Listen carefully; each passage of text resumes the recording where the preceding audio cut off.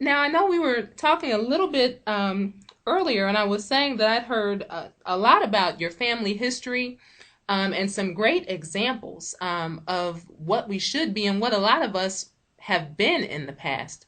Can you give Yes, us ma'am. a little background about your grandparents? Well, my grandfather, as many know and maybe some do not know, was a part of the civil rights era, and he was assassinated um, because he was a witness to a murder. And back in those times, we as blacks were fighting for equal rights. So, and it was a lot that he and my grandmother went through in during that time. So, when my cousin, Brother Ali, and I were speaking, we were talking about the difference in the type of woman my grandmother was versus the type of women we've become. And notice I said we, because I wouldn't exclude myself out of that. It's all of us. I mean, we know we're trying to strive to become better. So, and my grandmother often had a saying that she told us as girls, me, my sisters, my cousins, as girls, that a man that does not work does not deserve to eat, and Hmm. that stayed with me. Yes, ma'am. So So, how? I'm sorry. Go ahead. Oh no, go ahead. I'm sorry. No, so during that time, and my grandfather being a part of the civil rights movement, and him having a strong black woman, my grandmother, behind him, it taught me a lesson of the type of woman that not only that I should be, but want to be. And sometimes it's disheartening to see what we become. So I think that's the basis of wanting to discuss it today, not to attack anybody, not to put anybody down, but to enlighten, to uplift.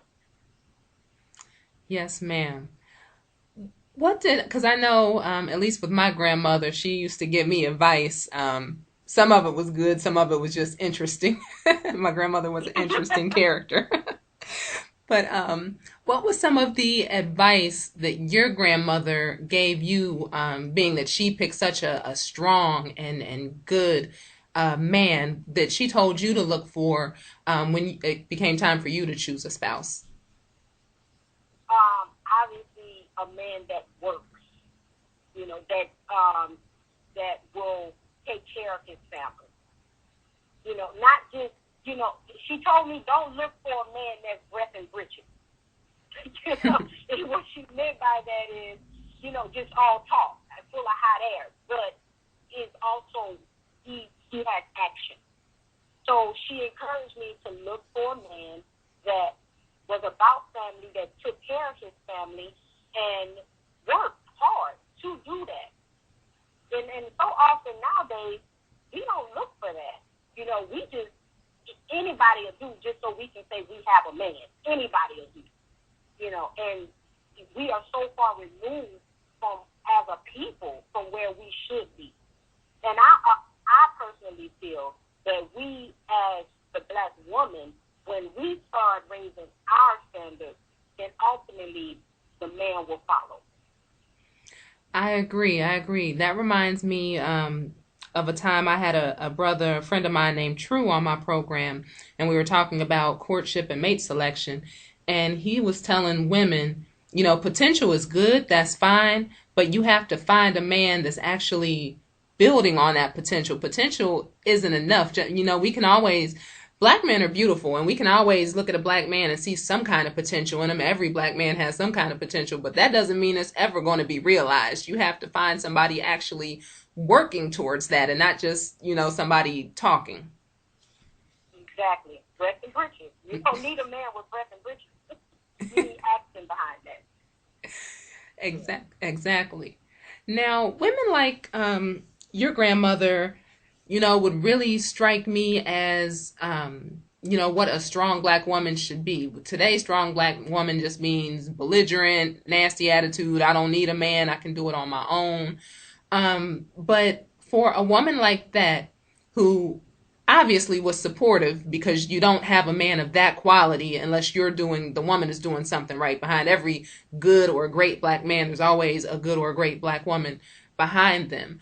And then even Yes. after he was unfortunately assassinated, I'm sure that she had to keep on living in a way that he would have approved of, raising children and all that comes along with that. Can you tell us a little bit about your grandmother and the role that she played?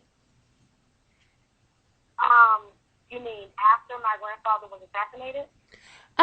Actually, both, whatever you remember. I don't know if you remember anything she may have done to support him while he was living, and yet definitely how she carried on afterwards, because that's definitely, we talk about holding people down, but that's the ultimate holding somebody down, is when they're no longer able to do it themselves.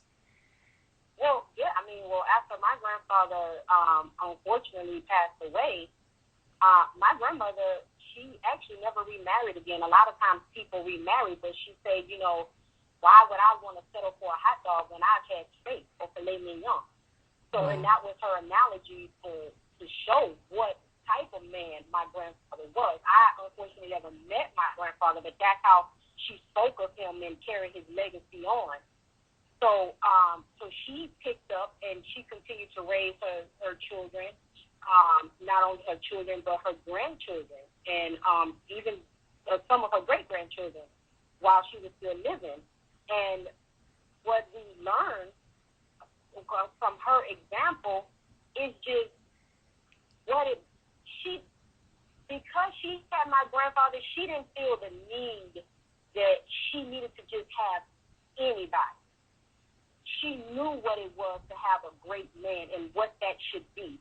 So therefore, she never lowered her standards just to say, oh, I need a man here, so I'm going to just pick anybody to have a man.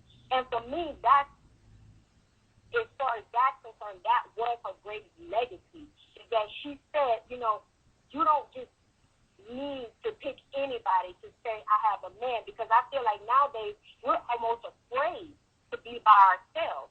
And looking at my grandmother, she wasn't afraid to be by herself, because if she had to settle for a hot dog, then she'd rather be by herself, because she wasn't going to settle for a hot dog. So I guess that would be the example that I can give to you, as far as the topic of what she instilled in me, what I saw in her.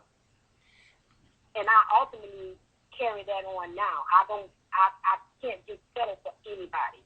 It's not to be hard on anybody, but it's just to say, the man is just not going to be able to come and say anything to me, and I'm just like, oh, okay, I want a man, I need a man, so I'll do whatever just to have a man. No. And I ultimately got that from my grandmother because of the type of man my grandfather was.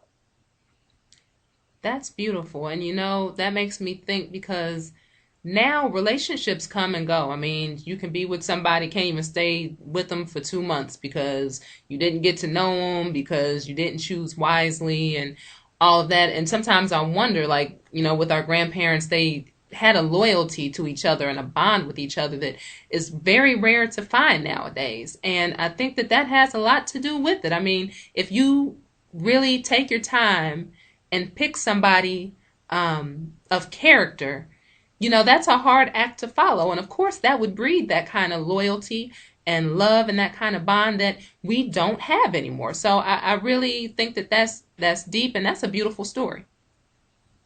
Yes, absolutely. Because, one, back then they courted, and I think, people had, my grandparents, parents, my great-grandparents had a lot to do with, they were involved in my grandparents courting, as they would say then.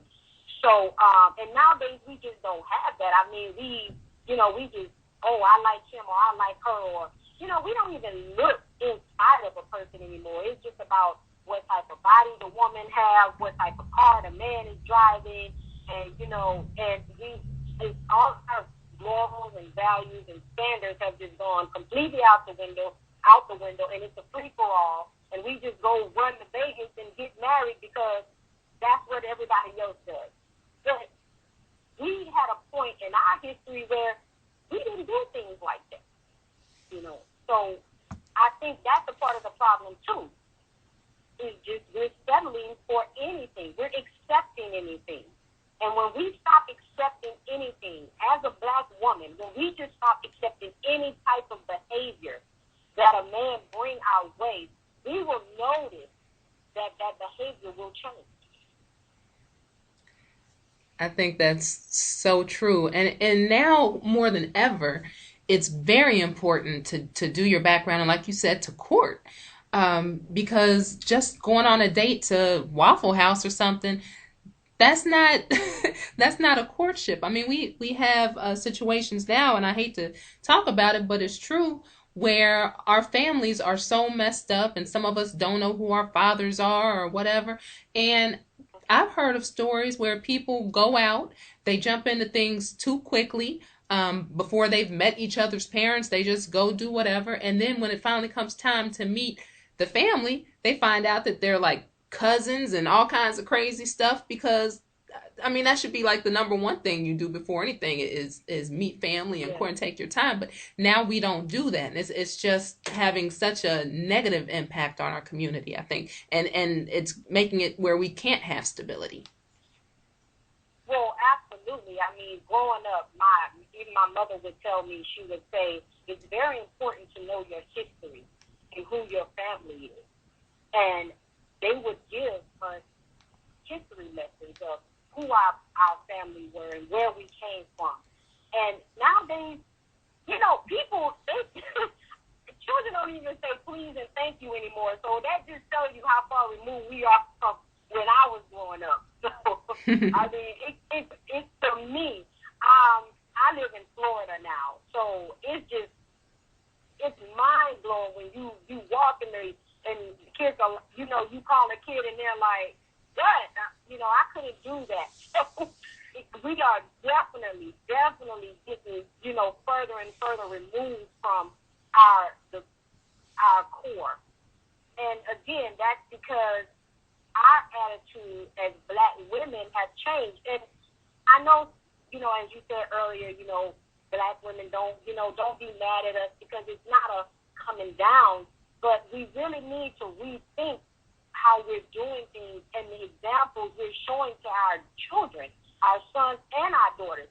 Because if your son is looking at you accept behavior from a man that, not right, he's going to think that's what he should do. And if your daughter see you accepting it, she's going to think that's what she's supposed to tolerate. And we're molding children at the same time as we're accepting the behavior. And that's something we really have to think about as well. That's very true. I remember, luckily my father was very present in my life. And, every time I would go out with him, at least once a week, we'd have like a daddy-daughter date or whatever, and we'd go out to eat or go out for ice cream, or sometimes we'd just go on and walk around the block.